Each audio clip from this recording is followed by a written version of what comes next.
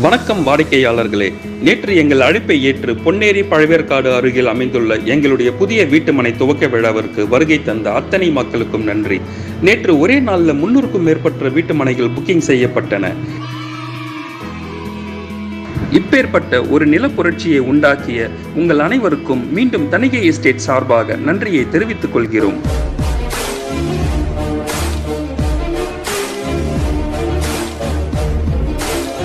நாங்கள் ஏற்கனவே பழவேற்காடு ஒரு பெரிய டூரிஸ்ட் ஸ்பாட்டாக டெவலப் ஆகுதுன்னு பல வீடியோவில் சொல்லியிருந்தோம்.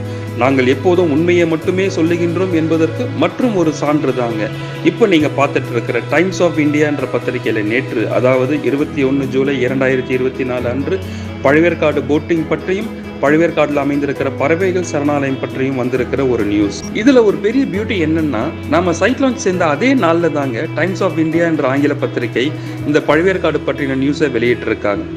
நேற்று உங்களில் ஒரு சிலர் பொன்னேரி அதிர்ஷ்டம் பிளாட்டை புக்கிங் பண்ணுற வாய்ப்பை தவற விட்டுருப்பீங்க.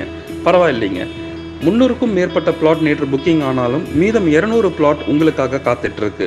இன்னும் ஒரே வாரம் தாங்க, வர ஞாயிற்றுக்கிழமைக்குள்ள அனைத்து பிளாட்டுகளும் விட்டுவிடும். இனியும் காலம் தாழ்த்தாம சீக்கிரமா வந்து சைட்டை வந்து பாருங்க, உங்க அதிர்ஷ்ட வீட்டு மனையை புக்கிங் பண்ணுங்க. நன்றி, வணக்கம். இப்போ நாம புலிகேட் பத்தின சிறப்பம்சங்கள் என்னன்னு பார்ப்போம். இது பழமையான டச்சு குடியிருப்புகளில் ஒன்றாகும். டச்சுக்காரர்களும் ஆங்கிலேயர்களும் புலிகேட்டின் மீது பல போர்களை நடத்தினர். இறுதியில் ஆங்கிலேயர்கள் இதனை 1825 கைப்பற்றினர். இப்பகுதியில் உள்ள 25க்கும் மேற்பட்ட குக்கிராமங்களை சேர்ந்த மீனவர்கள் ஒன்றிணைந்து ஃபைபர் படகுகளை பயன்படுத்தி ஆழ்கடலில் இருந்து மீன்பிடிக்க வருகிறார்கள். புலிகேட் எப்போதும் அதன் சுவையான மீன்களுக்காக அறியப்படுகிறது. மேலும் பல ஆண்டுகளாக ஏரியை சுற்றி ஒரு முழு சுற்றுலா சுற்றுச்சூழல் உருவாகியுள்ளது. புலிகேட்டில் ஒரு நாளைக்கு 10 டன் மீன்கள் பிடிப்படும். உச்ச பருவத்தில் 1 கோடி வரை மகசூல் கிடைக்கும். நாடு முழுவதிலும் இருந்தும் வெளிநாடுகளில் இருந்தும் பிளமிங்கோ எனும் கொக்கு இனங்களை பார்க்கவும் மீன்களுக்காகவும் மக்கள் இங்கு வருகிறார்கள்.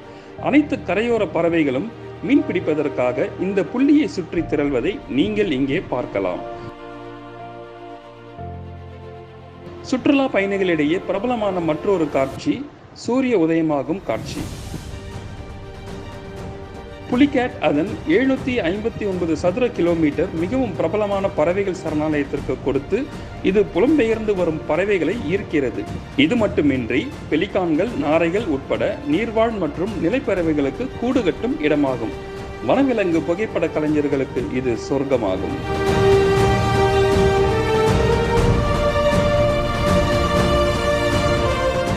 இப்பேற்பட்ட ஒரு நில புரட்சியை உண்டாக்கிய உங்கள் அனைவருக்கும் மீண்டும் தணிகை எஸ்டேட் சார்பாக நன்றியை தெரிவித்துக் கொள்கிறோம்.